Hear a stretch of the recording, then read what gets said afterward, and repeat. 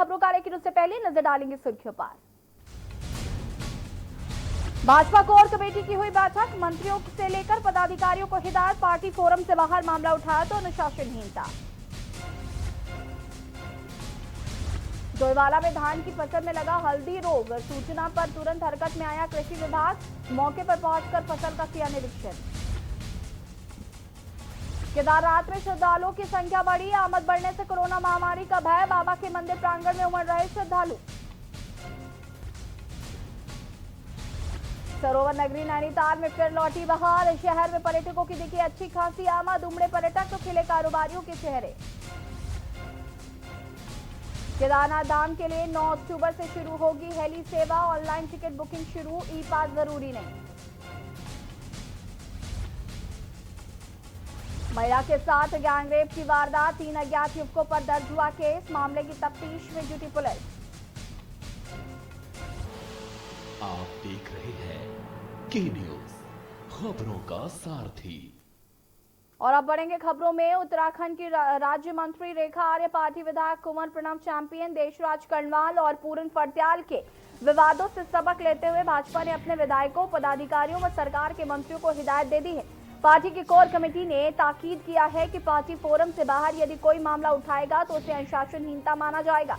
पिछले काफी समय से पार्टी को सार्वजनिक मंचों पर अपने नेताओं की बेबाक बयानबाजी को लेकर असहज होना पड़ा है। उनके बयानों से जुड़े विवादों पर पार्टी को कारण बताओ नोटिस जारी करने पड़े थे।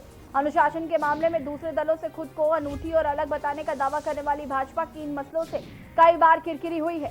प्रदेश सरकार को भी कुछ अवसरों पर असहज होना पड़ा है। रविवार को बीजापुर स्थित सेफ हाउस में कोर कमेटी की बैठक में अनुशासन का मुद्दा उठा।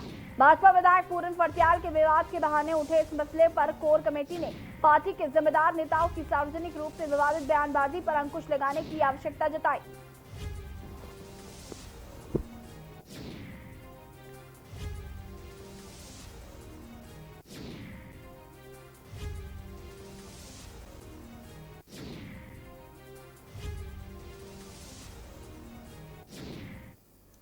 पिछले साल इस समय विश्व पर्यटक स्थल चौकोड़ी और मुनस्यारी में पर्यटकों की खास रौनक देखने को मिलती है, और इस साल कोरोना के कारण लगे लॉकडाउन ने पर्यटन व्यवसाय को पूरी तरह से प्रभावित हो गया था।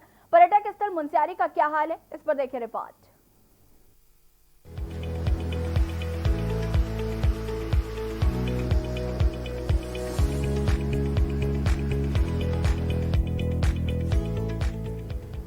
पर्यटक स्थल मुनस्यारी समुद्र तल से 2298 मीटर की ऊंचाई पर स्थित है।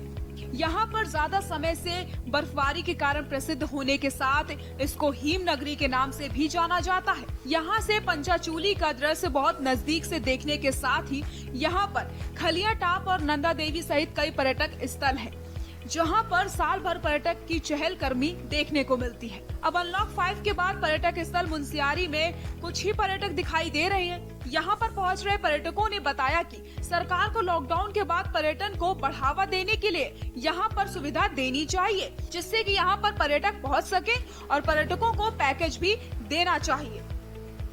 हमारे उत्तराखंड की मेन आय का स्रोत पर्यटन है, और अभी कोविड के टाइम पे पर्यटन तो पूरा बैठ गया हमारे उत्तराखंड का, जिससे यहाँ की आय भी बैठ गई है।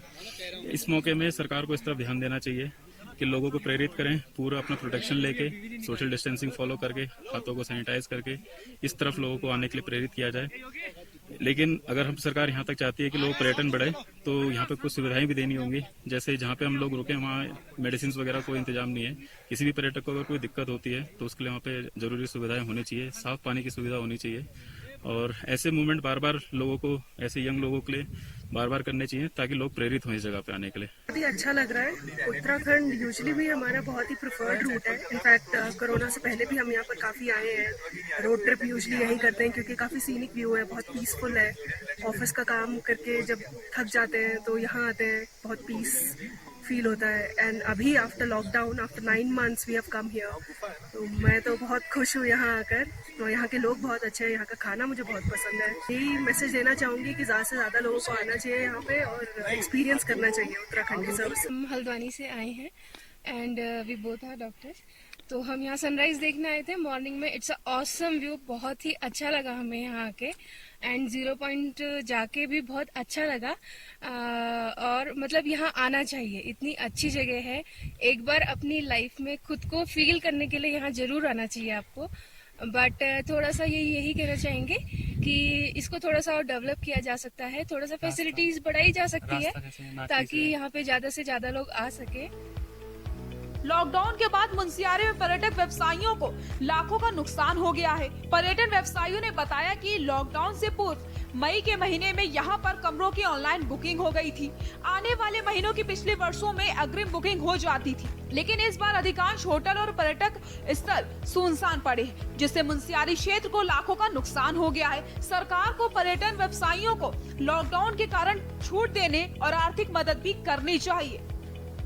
पर्यटन को बढ़ावा देने के लिए हमें जो कोविड का जो वो चल रहा है, इसमें जरा ढील दिया जाए और इसको बढ़ावा देना बहुत जरूरी है आज, क्योंकि जितने भी प्लान करके जो लड़के गए थे सब यहाँ आ चुके हैं। रोजगार का कोई संसाधन नहीं है यहाँ, मुख्य पर्यटन ही पर ही जो है कि पूरा क्षेत्र निर्भर है।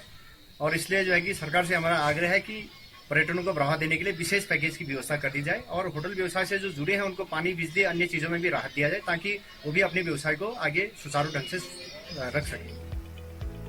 प्रदेश का पर्यटन से आय का बहुत बड़ा संसाधन है, लेकिन जिस तरीके से कोरोना के कारण पर्यटन व्यवसाय पटरी से उतर चुका है, अब सरकार फिर से यहाँ पर पर्यटन को बढ़ावा देने के लिए क्या करती है और अनलॉक 5 के बाद अब पर्यटन व्यवसाय फिर एक बार पटरी पर आएगा, ये आने वाले दिनों में ही पता चल पाएगा। प्रदीप मेहरा की मुंशियारी से खास रिपोर्ट।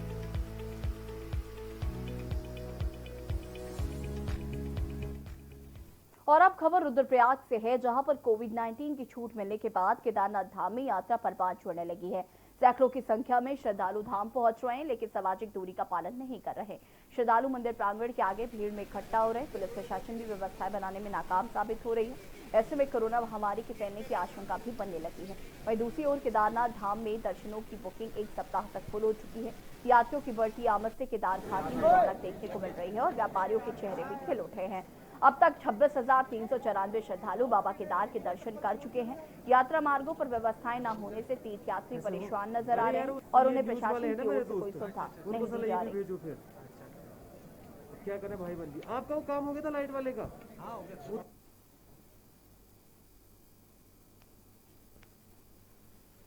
शासन प्रशासन ने जो है यात्रा खोल दी है, इसका हम लोग तो स्वागत कर रहे हैं, लेकिन आप देखिए यहाँ पर जो है कि सोशल डिस्टेंस का कोई वो नहीं है, जिससे कि ये महामारी फैल सकती है।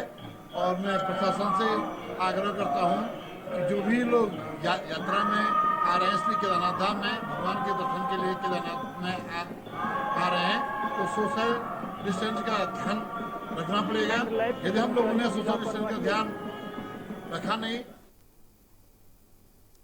किसान अभी भी लॉकडाउन की मार से उभरे नहीं थे कि उनकी फसलों में लगी बीमारी ने किसानों के चेहरे पर मायूसी ला दी है और इस साल लगातार हुई बारिश की वजह से गेहूं की फसल को 70% नुकसान हुआ था। अब धान की फसल में हल्दी रोग लगने की वजह से फसल को नुकसान हुआ है। मामला कृषि विभाग के अधिकारियों के सामने आते ही डोवाला सहायक कृषि अधिकारी बीएस आसवाल व अन्य अधिकारियों ने मौके पर पहुंचकर किसानों की फसलों का जायजा लिया। उन्होंने किसानों को फसलों में कीटनाशक दवाइयों के छिड़काव की जानकारी दिए जाने के साथ ही नुकसान हुई फसलों का मुआवजा दिए जाने का आश्वासन दिया। इसके लिए कार्बन डाइऑक्साइड कीड़ों का मेनली 2 प्रकार के कीड़े लगते हैं, मेनली वो क्या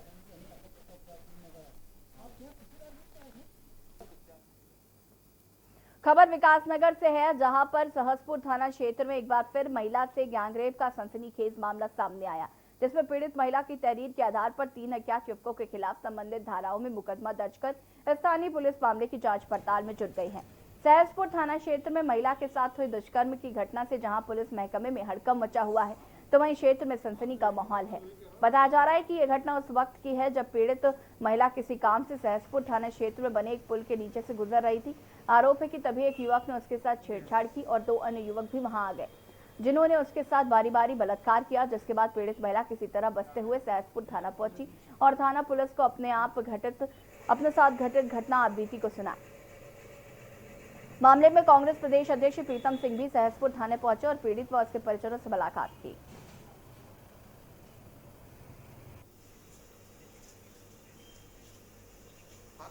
सहसपुर थाना क्षेत्र के अंतर्गत सेलाकुई में एक महिला से या ये जो किसी है सामूहिक हुआ बहुत ही दुखद घटना है।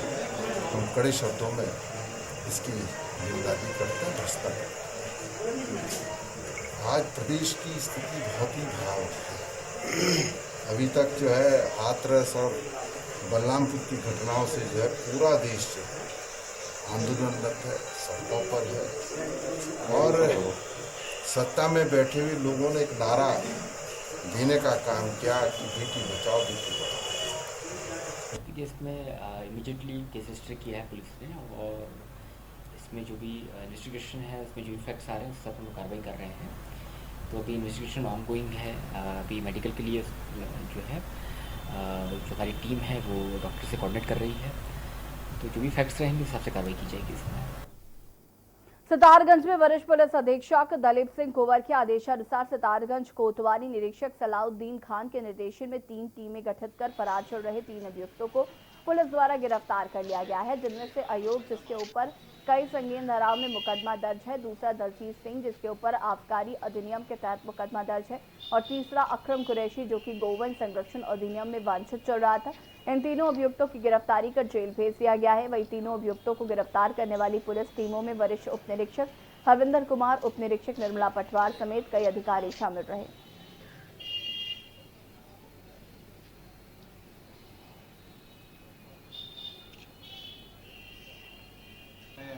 और कप्तान साहब के निर्देशन में वांछित अभियुक्तों की गिरफ्तारी के लिए अभियान चला था, जिसमें अयूब जो था 307 में वांछित चल रहा था सिसिया कांड में और एक दलजीत जो था दफ़ा 60 में पहले मुकदमा कायम था वो वांछित चल रहा था और एक गौकशी में जो अक्रम चल रहा था। कल अभियान के तहत सबको तीनों गिरफ्तार करके जेल भेजा जा रहा है। भारतीय जनता पार्टी संगठन के लिए काम करने वाली नगरपालिका डोईवाला के 4 भाजपा कार्यकर्ताओं को नगर की सरकार में दायित्व मिलने पर जो आज सभी दायित्वधारियों ने मुख्यमंत्री त्रिवेंद्र सिंह रावत, ओएसडी धीरेन्द्र पवार और संगठन के पदाधिकारियों का आभार जताया, तो वहीं इन सभी भाजपा कार्यकर्ताओं ने कहा कि उनके ऊपर जिम्मेदारी देकर सरकार और संगठन ने जो विश्वास जताया है वो उस पर खरा उतरने की कोशिश करेंगे। साथ ही सरकार के कामों को जन जन तक ले जाने के साथ ही संगठन को मजबूत करने का भी काम करेंगे।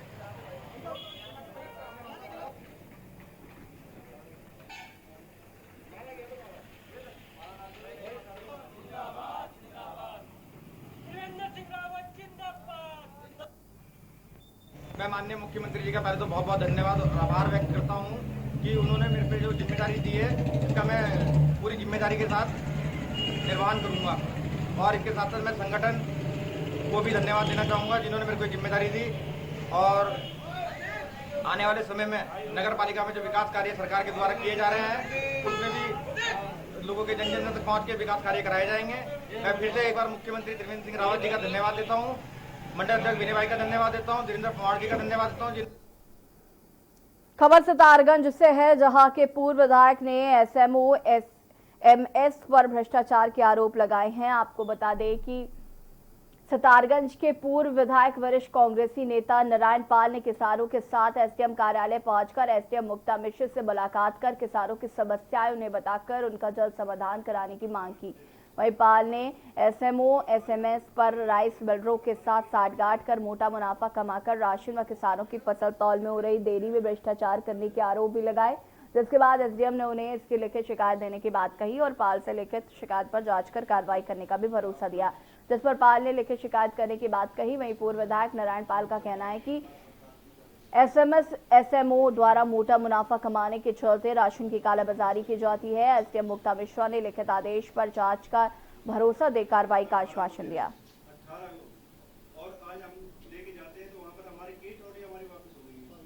जो भारत सरकार ने जो उन्हें चोट दी है आर्थिक, वो तो विषय है ही,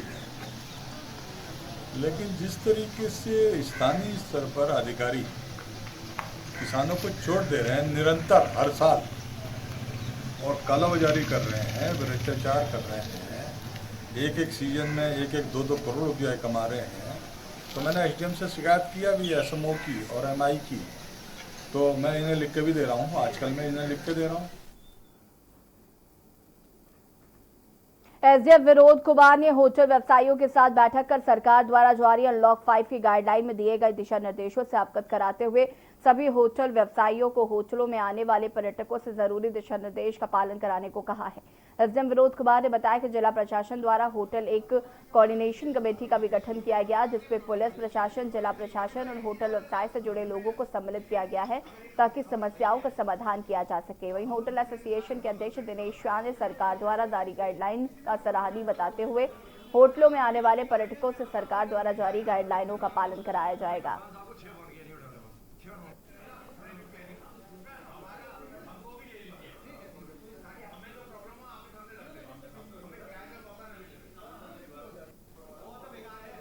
आज की जो मीटिंग की जा रही है, आज से 5 दिन पहले हमने एक होटल एसोसिएशन के साथ मीटिंग की थी कि जो नई गाइडलाइन आई है उसके आधार पर जो टूरिस्ट के लिए जो छूट दी गई है उसके अनुसार क्या क्या प्रिकॉशंस लिए जाने हैं, उसको लेके हमने जो बात की थी आज उसी की समीक्षा की गई है।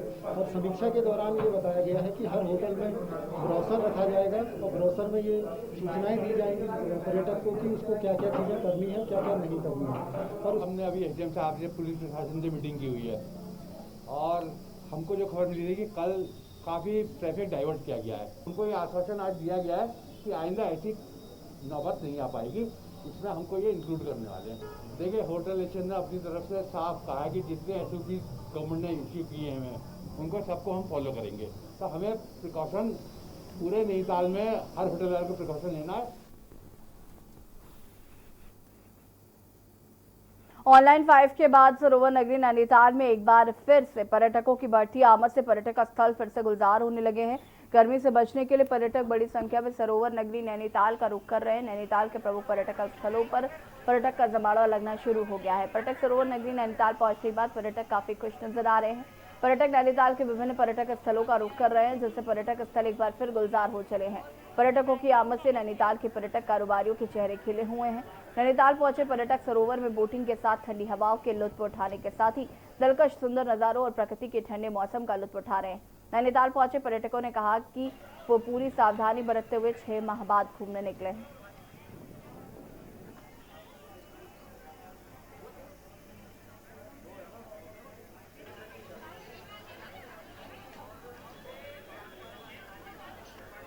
हम पिछले 6-7 महीनों से घर में काफ़ी बोर हो रहे थे और इतने टाइम बाद निकले तो बहुत अच्छा लग रहा है। काफ़ी टाइम बाद लग रहा है कि हम एंजॉय कर रहे हैं और सारी प्रिकॉशंस के साथ सैनिटाइजर, मास्क यहाँ पे सभी लोग ये सब यूज़ कर रहे हैं, तो काफ़ी अच्छा है। बहुत अच्छा लग रहा है। हम लोग काफ़ी टाइम बाद आए हैं लॉकडाउन के बाद, तो बहुत मज़ा आ रहा है। काफ़ी अच्छा मौसम है। हम लोग गुड़गांव से आए हैं तो it's really very beautiful view here. We are enjoying. 6 माह के बाद सरोवर नगरी नैनीताल में फिर से रौनकें लौटने लगी हैं। सुनसान पड़ी सड़कों में वाहनों की बढ़ती आवाजाही से नैनीताल ठंडे मौसम का लुत्फ उठाने पहुंच रहे पर्यटकों की मुसीबतें यहां भी कम होने का नाम नहीं ले रही हैं। नैनीताल पहुंचने वाले पर्यटकों को घंटों अपनी गाड़ियों में पसीना बहाना पड़ रहा है, क्योंकि नगर की पार्किंग वाहनों को पूरी तरह से पैक कर दिया गया है। वाहनों के दबाव को कम करने के लिए ट्रैफिक पुलिस द्वारा नैनीताल के बाहर ही नैनीताल आने वाले वाहनों को कुछ समय अंतराल के बाद रोककर भेजा जा रहा है, जिसके चलते सड़कों पर वाहनों की कतारें लगी रहीं। हल्द्वानी से नैनीताल और कालाढूंगी से नैनीताल तक सड़कों पर जगह जगह जाम लगने लगा है। जाम लगने से नैनीताल आने वाले पर्यटकों को दिक्कतों का सामना करना पड़ रहा है। तो वहीं सीओ सिटी विजय थापा का कहना है कि वाहनों के बढ़ते दबाव को देखते हुए नगर में अतिरिक्त पुलिस बल की तैनाती की गई है, ताकि पर्यटकों की मुसीबतों का सामना न करना पड़े।